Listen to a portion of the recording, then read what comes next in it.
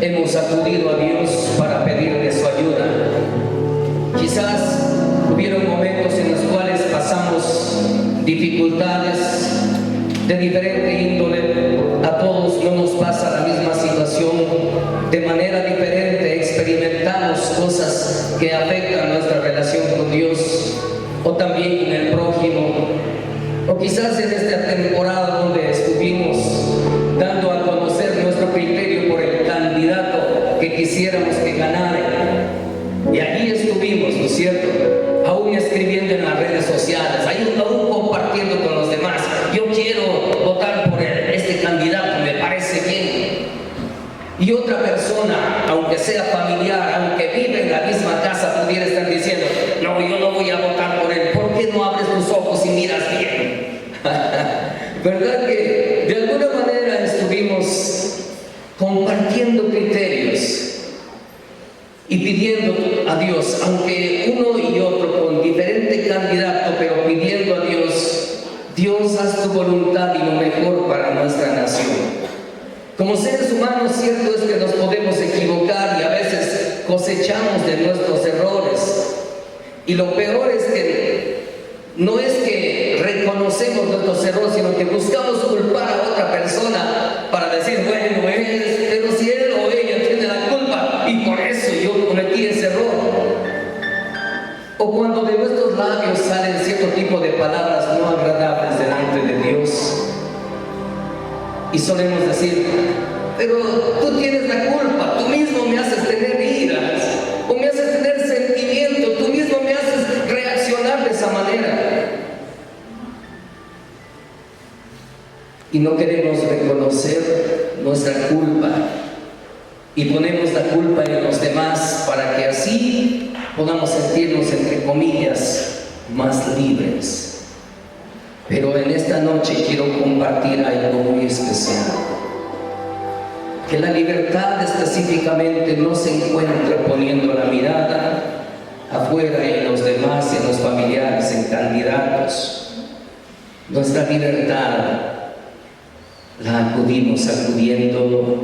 la recibimos acudiendo a nuestro Señor Jesucristo. Y Él es el modelo de cómo acudir a Dios, cómo acercarse al Padre. Me refiero como el modelo porque Él es el que nos enseña con sus hechos cómo un hombre puede acudir a Dios en oración, cómo puede contarle al Padre lo que está experimentando en diferentes circunstancias que Él está viviendo. Él mostraba con hechos cómo se debe tener comunión con el Padre. Y no solamente eso, sino que enseñaba, motivaba a los demás a compartir, a tener esa comunión con el Padre de manera diferente. Quizás en el Antiguo Testamento la nación de Israel estaba considerada, claro, con respeto. Él es el Dios eterno, Él es el Dios soberano, y con respeto oraban a Dios, pero Jesucristo vino a enseñarnos de forma diferente cómo dialogar, no solamente como el Dios eterno, sino también como el Padre, que puede entender nuestras necesidades, que puede relacionarse con nosotros, y aquel que sabe decir: yo no te dejaré, no te desampararé, siempre te sustentaré con la diestra de mi justicia. Los jueves de la Semana Santa hemos tenido la costumbre de dialogar lo que Jesús hizo el jueves de la Semana Santa, durante todo el trayecto, mañana, tarde y noche, donde viene y enseña la palabra de Dios, donde escribe. Sin embargo, en esta noche quiero concentrarme en algo muy especial. Jesús sabía que al siguiente día habría de morir. Eso no es fácil. ¿Cómo serían nuestras emociones si supiéramos que al siguiente día habríamos de morir? ¿En qué condición estaríamos nosotros, verdad? Quizás con la cabeza baja, quizás llamando a los familiares para despedirnos. Podría haber sido nuestra condición si estuviésemos en esa situación. Sin embargo, el Señor Jesucristo se reunió con sus discípulos último día. Y allí con sus discípulos les enseñaba verdades espirituales de la palabra de Dios o del reino de Dios que aún no había compartido con ellos. Y allí estaba el Señor Jesucristo, llamándoles, enseñándoles algunas verdades espirituales. Pero en esta noche vamos a concentrarnos específicamente. Si usted tiene su Biblia, ya sea digital o física, puede buscar en el libro de Juan, capítulo 17. Un hermoso capítulo. En el libro de Juan, capítulo 17, está dividido en tres partes muy importantes. En esta noche vamos a aprender tres subtemas muy importantes. El primer subtema está desde el verso 1 hasta el verso 8. Jesús ora por sí mismo. El segundo subtema tenemos desde el verso 9 hasta el verso 19. Jesús ora por sus discípulos.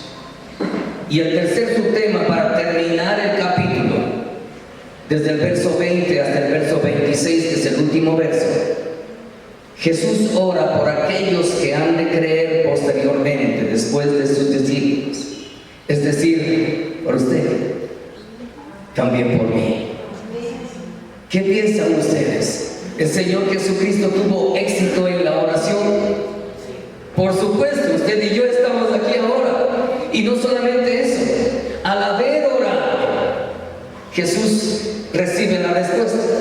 En alguna ocasión el Señor Jesucristo, levantando los ojos al cielo, dijo: Padre, yo sé que siempre me oyes. Este estaba con él. Estaba ahí al lado de la tumba de Lázaro. Pero para orar, antes de llamar a Lázaro desde la tumba, dijo el Señor Jesucristo, levantando sus ojos: Padre, yo sé que siempre me oyes. Hay algo muy especial, lo cual debemos siempre reconocer. No importa cómo sea su oración, quizás sea tan cortita, pero siempre el Padre le va a escuchar. No sé si es su oración un poco extensa, pero seguramente el Padre le va a escuchar. Y no solamente que le va a escuchar, sino que también dará la respuesta. Jesús mismo motivaba y decía: pedid y se os dará, buscad y hallaréis, llamad y se os abrirá. Porque todo aquel que pide recibe, y el que busca halla, y el que llama a la puerta se le abrirá. Luego motivaba y decía: si ustedes, siendo malos, saben dar buenas cosas a sus hijos, ¿cuánto más vuestro Padre Celestial les dará buenas cosas a aquellos que le piden? Y ustedes pueden ver en esta noche, en este pasaje, la oración de Jesús en Juan capítulo 17, desde el verso 1 hasta el 8, ora por sí mismo.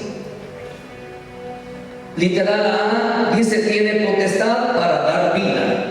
Ese es el contenido del verso 2. En el verso 3, tiene la capacidad de conocer a Dios y a su Hijo, y conocer a ellos es tener vida eterna. ¿Cuántos conocen al Señor Jesucristo? ¿Cuántos han nacido de nuevo? ¿Cuántos saben que Jesucristo vino siendo enviado del Padre? Eso significa que ustedes y yo tenemos vida eterna. Y le motivo a leer cuando vaya a casa Juan capítulo 5, versos 24 y 25. Y que al oír la voz de Dios recibirán la vida eterna. Se levantarán de la condición de muerte espiritual para tener vida y vida eterna, vida para siempre. ¿Por qué sabemos que es vida eterna? Cuando el Señor Jesucristo se levantó de entre los muertos, se levantó con vida, y no con una vida para volver a morir, sino una vida para permanecer para siempre. ¿Y saben algo muy especial? Esa misma vida con la cual Él se levantó para permanecer para siempre, compartió con aquellos que creen en Él. Aquellos que creen y se acercan a Él pueden recibir aquella vida. Y Jesús dijo: yo he venido para que tengan vida. Y no cualquier vida, sino para que la tengan en abundancia. Y cuando usted lee Juan capítulo 10, el verso 27, dice: mi Padre que me las dio, Él las tiene en su mano y nadie puede arrebatarlas de la mano de mi Padre. Amén. Así que usted está en las manos del Padre Celestial. Y aquí vamos a ver en estos pasajes. Verso 3: Jesucristo vino para obedecer al Padre. Perdón, en el verso 4, para obedecer al Padre y acabar la obra. Verso 5, petición de glorificar. Glorifica a tu Hijo con aquella gloria que tuvo antes de la fundación del mundo. Verso 6, ha manifestado tu nombre y han guardado. Es decir, el Señor Jesucristo ha manifestado al Padre, a los discípulos, y ellos han guardado aquel nombre que sobre todo nombre. Versos 7 y 8, Él dio su palabra. Luego ponemos aquí un guión para quien ellos lo recibieron, otro guión, creyeron que es de Dios. Esto es demasiado importante. Creer, recibir del Señor es muy importante. Una cosa es oír. Claro que en un auditorio no todos oyen de la misma manera. Unos oyen rechazando. No, lo que está diciendo yo no creo. Otros oyen pesadamente, es decir, me da sueño lo que dice, no da importancia a lo que está diciendo. Pero otros oyen con fe. Y al oír con fe, hay algo muy especial que sucede para aquellos que oyen con fe. Enseguida pueden recibir lo que Dios está compartiendo a través de su palabra. Recibir significa ahora tengo, y lo que ahora tengo también puedo compartir con aquellos que no tienen. Si oye con fe, recibe la vida y comparte de esa vida con aquellos que todavía no lo tienen. Qué proceso tan especial, ¿verdad? Y hay algo muy importante aquí al principio. Solamente los que creen pueden recibir, y solamente los que reciben pueden compartir de lo que tienen y lo que han recibido. Por eso es necesario comprender que ellos creyeron que Dios dio la palabra por medio de Jesús.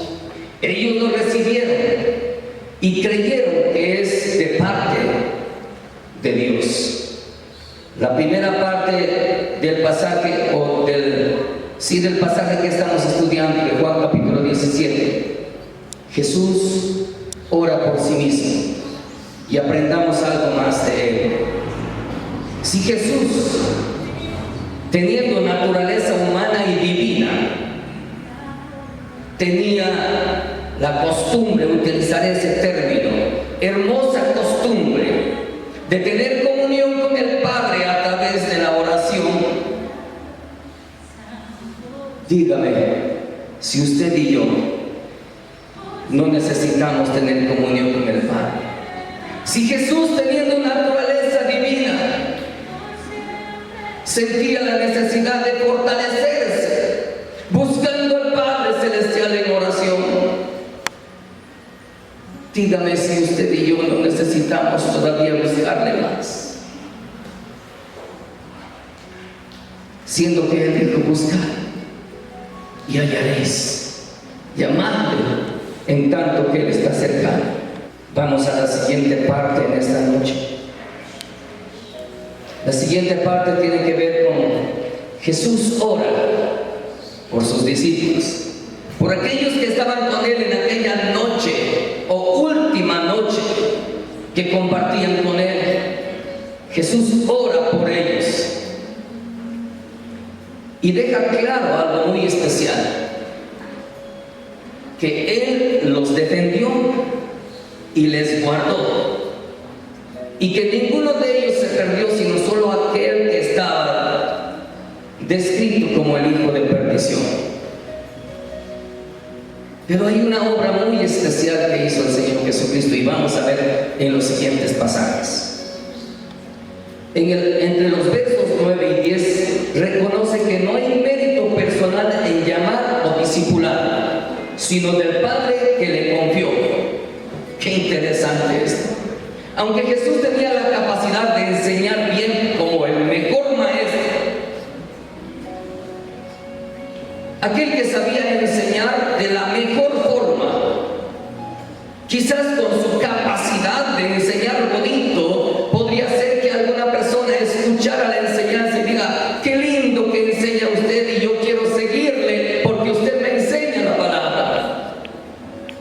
Sin embargo, la sencillez y la humildad de Jesús: Padre, yo reconozco que aquellos que son mis discípulos, tú me lo diste. Y no, si no fuera que tú me lo diste, entonces yo no podría tenerlos. Tú me los confiaste, Padre. Y como me los confiaste, ahora yo te los entrego a ti. ¿Por qué Jesús estaba ahora orando por ellos, entregándoles una vez más? Porque Jesús sabía que había de salir de este mundo, que al siguiente día habría de morir en naturaleza humana, que habría de separarse de ellos, y no quería que queden solos, sino confiaba en la dirección y en las manos del Padre. A los discípulos, a quienes el Padre mismo les había confiado, en las manos del Señor Jesucristo. Por eso versos 9 y 10 reconoce que no hay mérito personal en llamar o discipular, sino que el Padre le confió a él. Literalmente, para que les guarde. La oración pide para que les guarde a ellos. Segunda cosa, para que sean uno, así como el Padre en él y él en el Padre. Y Jesús guardaba en su presencia. Tres aspectos muy importantes. Uno, para que les guarde. Preguntémonos, ¿para que les guarde de qué? Y allí podemos poner una lista de ciertas cosas que pueden afectar al ser humano cuando cree en el Señor, o a lo mejor cuando empieza a dudar en el Señor, o a lo mejor cuando hay debilidad, cuando hay prueba, como a Pedro, ¿verdad? Pero si tú también eres uno de ellos, y Pedro, yo no le conozco.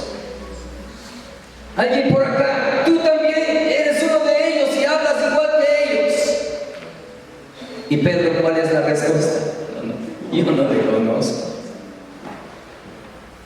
Y para que no considere que es uno de ellos, la Biblia dice que comenzaba a maldecir, es decir, dar malas expresiones, malas palabras conocidas en la actualidad, para que digan, no, realmente no es de ese grupo, no es. Padre, guárdalas, porque ciertamente vendrán dificultades. Jesús estaba orando por ellos porque sabe lo que puede venir sobre sus vidas. Jesús se rodeó de algunos imperfectos. Por ejemplo, Bartolomé. ¿Saben lo que sucedió con él? Cuando Felipe fue a llamarle y le dijo, ¿sabes qué? Parece que hemos encontrado al Mesías. Viene desde Nazaret. ¿Y sabe lo que dijo Bartolomé? De Nazaret podría salir algo bueno. ¿No has leído las Escrituras? Que esperamos de Jerusalén, esperamos de Judea, pero de Nazaret. ¿Qué criterio tenía entonces Bartolomé del Señor Jesucristo? ¿Y acaso Jesús no sabía el menosprecio que él tenía y la expectativa que él tenía de lo que Jesús habría de enseñar y decir? Aún así, Padre, guárdame, porque puede ser que en el proceso comience a dudar, de que yo mismo soy el Mesías para ellos. Guárdales porque el enemigo aprovecha la mínima circunstancia para arrebatarles, para traer confusión en ellos. Guárdales, porque puede ser que en la misma familia haya división, diferentes conceptos. Guárdales, orando por sus discípulos. Dice, para que sean uno. Esto está interesante. Hay algo, un principio básico que necesitamos entender, que como iglesia no luchamos para ser uno, pues en Jesús ya somos uno. Y entonces, ¿por qué Jesús estaba orando para que sean uno? Para que mantengan la unidad. ¿Y cómo se sostiene la unidad hecha por el Señor Jesucristo? Estando todos en el mismo cuerpo de Cristo. Es la forma de mantenerse en unidad. Así como tú en mí y yo en ti, así ellos en mí vienen a ser uno. ¿Y cuál es la consecuencia de ser uno? El mundo va a conocer. Me va a conocer a mí, te va a conocer a ti, viéndolos a ellos, siendo uno contigo, y yo en ti, y tú en mí, y yo en ellos. Qué proceso, ¿no? Qué proceso tan importante. Eso tenemos en los versos 11 y 12. Literal ser, para que tengan su gozo completo. Cierto es que nosotros en nuestros tiempos podemos tener momentos de alegría, momentos denominados como éxito, momentos en los cuales hacemos un festín con los familiares, con los seres queridos, y consideramos que estos son los momentos de éxito y nos traen alegría. Pero en el pasaje dice gozo completo. ¿Cuál es el gozo completo? Qué interesante eso. En medio de una situación difícil se puede tener una paz que sobrepasa todo entendimiento. En medio de una situación adversa se puede tener la paz que solamente Jesús sabe dar, y la confianza de que mi nombre ya está escrito en el reino de los cielos, de que mi seguridad está en Él. Y eso es lo que me da el gozo completo.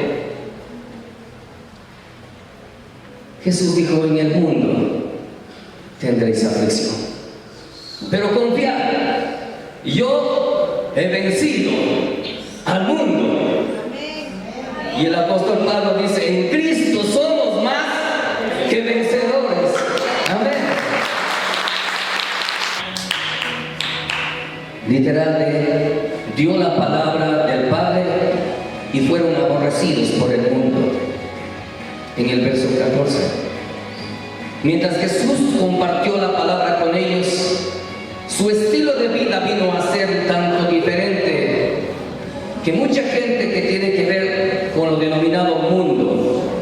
La palabra mundo aquí en este caso no tiene que ver con la palabra griega cosmos. Cosmos es el mundo natural, la tierra, sino la palabra aionos. Aionos significa una temporada, un espacio de tiempo definido, donde la gente todavía no quiere recibir al Señor Jesucristo como el Mesías, como el Redentor, como el Salvador. Y como no le quiere recibir, entonces aborrece todo aquello que no está de acuerdo con ellos. Pasemos la siguiente diapositiva, por favor. Vamos a avanzar para ir terminando. Que no les quite del mundo, pero que les guarde del mal, está en el verso 15. ¿Sabe el Señor Jesucristo que el ser humano, habiendo nacido de nuevo, puede vivir en este mundo con un estilo de vida diferente? Porque Él mismo lo experimentó. Y estando seguro que es posible, está dispuesto para ayudarnos también a vivir en este mundo bajo su voluntad. Literal, no son del mundo, como el mismo Señor ya no es de este mundo. Yo no soy de aquí. ¿Cuántas veces dijo el Señor Jesucristo? Yo no soy de este mundo. Yo he venido del Padre y allá voy. Y asimismo, todo aquel que ha nacido de nuevo ya no pertenece a este mundo. Quizás para algunos parecerá un poco extraño eso, pero Jesús dijo: el cielo y la tierra pasarán, pero mis palabras no pasarán. ¿Qué significa eso? Cuando ponemos nuestra esperanza en Él, aunque en este mundo no tengamos la aceptación que quisiéramos tener, hay algo muy especial, que el Padre nos ha aceptado tal y cual somos, para que vivamos con Él para siempre. Tenemos un lugar con Él. Literal G, santifícalos en tu verdad, en la verdad de la palabra. Padre, dice el Señor Jesucristo en oración, santifícalos en tu verdad, tu palabra es la verdad. El estado de santidad se adquiere cuando nosotros pedimos perdón de nuestros pecados y Él nos limpia. El apóstol enseñó diciendo que si confesamos nuestros pecados, Él es fiel y justo para perdonar nuestros pecados y limpiarnos de toda maldad. No nosotros mismos nos limpiamos, sino que Él nos limpia en la sangre de Cristo derramada en la cruz del Calvario. Pero nosotros nos arrepentimos y nos volvemos a Él y Jesús nos limpia. Eso es estado de santidad. Pero hay un proceso de santificación hasta que salgamos de este mundo. Y el apóstol Pablo enseña y dice: el que comenzó en vosotros la buena obra, la perfeccionará. Es decir, que mientras estamos en este mundo, necesitamos ser perfeccionados por el Señor una y otra vez, diariamente. Desde el momento que nazco de nuevo espiritualmente, necesito pasar el proceso en este mundo, siendo fortalecido, guiado, dirigido por Él. Recibió llamado y les envía al mundo. ¿Qué significa esto en el verso 18?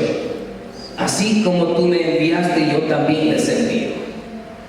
Es decir, si Jesús vino con una misión, al haberles llamado a sus discípulos, también les da una misión: ir al mundo. Verso 19: se identifica y también con ellos para que sean santificados. Vamos a la última parte de la meditación de esta noche, por favor. La última diapositiva. Ora por los que han de creer. Es decir, por usted y por mí. Qué bueno que es el Señor. Qué bueno que es. Literal, en primer lugar, para que sean uno y el mundo crea, en el verso 21. Siguiente: han recibido la gloria. Pongo entre paréntesis, capacidad para ser uno. ¿Qué implica aquí la gloria? La gloria es cuando Jesús se levantó de entre los muertos, recibió vida en abundancia y se le dio un nombre que es sobre todo nombre y está sentado a la diestra del Padre. Y en ese pasaje dice: han recibido mi gloria. Si usted puede revisar el pasaje, va a encontrar eso. ¿Qué significa eso? Que usted y yo recibimos la bendición de la promesa. De donde Él está, nosotros también estaremos. Y como eso sucede, también nos fortalece para poder avanzar. Como dijo el apóstol Pablo, de gloria en gloria. Perfección en unidad y el amor de Dios para los que creen, como ama a Jesús. Verso 23, literal de reciban el mismo lugar de Jesús y vean su gloria. Verso 24, les acabé de compartir eso y literal que el amor de Jesús esté con ellos y Jesús también con ellos. Versos 25 y 26, dos aspectos muy importantes: el amor de Dios Dios derramado en Jesús y puesto sobre cada cristiano, aquellos que creen en Él, para poder compartir lo que Él nos ha dado. Y la segunda parte, el mismo Jesús que depositó de su amor, Él está con nosotros. Jesús prometió, recuerden Mateo 28:20, es la promesa final del Evangelio de Mateo: he aquí, yo estoy con ustedes todos los días hasta el fin del mundo.